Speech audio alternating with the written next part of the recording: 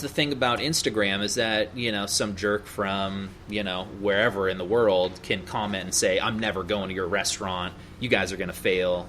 How dare you? This is segregation. I mean, we got an outdoor dining. Segregation? And so these are obviously people who don't have family who have lived through segregation, but it is true, like having a space that only one type of person can fit in is in general, it is difficult to comprehend. Mm-hmm.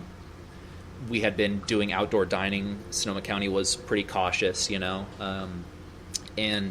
I just, after a year and a half of just the stress of worrying about our team, their families, seeing people I know lose grandparents or have parents that are in recovery, feel like they can't come back to work, or right. Someone with a health issue can't work in the industry because of these things. My attitude was that these people are relying on me to protect them and their families from something that could quite literally kill them or cause some serious lifetime issues, and I didn't want that stress for myself or anyone working here, and it was the only choice that I think that we could make. The health ordinances or whatever were that people who are unvaccinated can't be inside without a mask on. Mm-hmm. And I don't care that we're serving food and drinks. Like, that doesn't mean I should be less protected than someone in an office or right. in a supermarket where people are coming through, and being there for a couple minutes and half an hour or whatever. I mean, people are here eating for a couple hours right next to each other, and if they're gonna have the potential to cause that kind of damage to our team, to our business. I mean, if someone gets it here, we got to shut down, we got to decontaminate, everyone's quarantining, business is shut down for 2 weeks, and I mean, restaurants can't really not have revenue coming in. It's just not a reality. A lot of restaurants they're living week to week, baby. Yeah, they're making it happen. Yeah. It's a struggle out there, bro. Check to check. Yeah, man, that's it. And when you're, it's like when you're living check to check. If all you're thinking about is how I'm going to make money, how I'm going to put food on the table, your stress levels are through the roof. You're not worried about education, the quality of your job, the quality of life. Like, it just, it weighs on you. And I think that's true for a lot of restaurants. It's like that kind of that struggle, forces restaurants to fit into a box, to cut the cost of labor by paying people less, or by putting too much strain on their employees, or buying a lower quality ingredient, or like there's all these corners that you have to cut that end up, in my opinion, devaluing your product and your life, 100%. your worth. So yeah, we've been lucky to have a good community and a great team, and a great community, great team.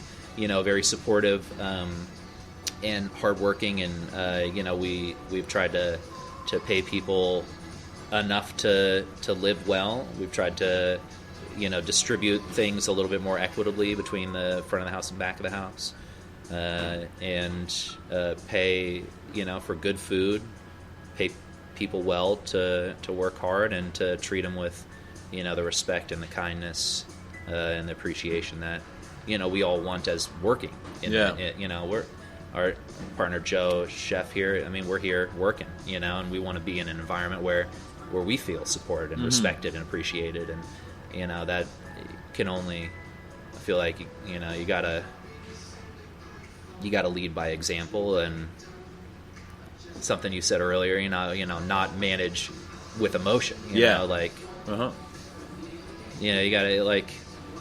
if I got family who are doctors or surgeons, and they no one would ever get yelled at in a I mean, people there's bad actors in every industry, but the type of communication, the respect, the appropriate atmosphere in a business is only one thing. It doesn't matter what the business is. Yeah. And you can't be treating people poorly. You can't be yelling at people, throwing things, slamming things. Like, if this isn't the spot for you, you're not happy, no one's forcing you, you know? Yeah. Like, we gotta, you know, we're a team, and I think that, you know, that extends to the community, and, you know, the steps that we've taken to protect ourselves during this whole thing has been appreciated by the community at large. I mean, there are some people who want to, you know, come up and yell at me and in the same sentence call me a Nazi and a communist. And that's what I usually, it's like, at that point I'm like, you know, like, you've really got it twisted. Yeah. I mean, those are not, you can't be both of those at the same time. That's just not, you know, that's not what we're doing here. Yeah. And, you know, so we've lost a couple people who aren't, I think, empathetic enough to understand that, you know, we got to make little sacrifices to protect each other. Yeah. So I don't know. That was a little hey, diatribe it's right fucking, there. But it's how you're feeling, baby. It's all good. Sucio.Talk. Is there another project on the way, or is this your baby? Is this the one that you're going to groom? This has been. I mean, this has been there's nonstop. You know, fires, floods, power outages, pandemics. We got last month. We got hit with fruit flies. It was what pestilence. We're right next to all these breweries and wineries, so there will always be fermentation of funk and fruit flies, and it was just it was borderline. Are we gonna fucking locusts? Oh, dude, it was you know, there are fruit flies at most restaurants at a certain time of the year, but it doesn't mean it feels good. Just because I got them at home, all of our guests have them at home. You know, all of our neighbors have them. That doesn't matter when they're flying. You know, they're flying around. So we, you know, deep cleaning. You know, all this it's like biological warfare in the drains. Yeah. You know, we're trapping, we're cursing. You know, we're putting hexes on doorways. Whatever works, we did it, and I feel like we won. But it's been we've been hit with everything. You know, you can't come in, you can't inside. You know, the power shut down because there's a fire nearby. You're getting evacuated. You know, it's been pretty crazy. So this is the only project that I've got right now. Got you. But yeah, it's always looking to participate and to do new things and that are fun and engaging.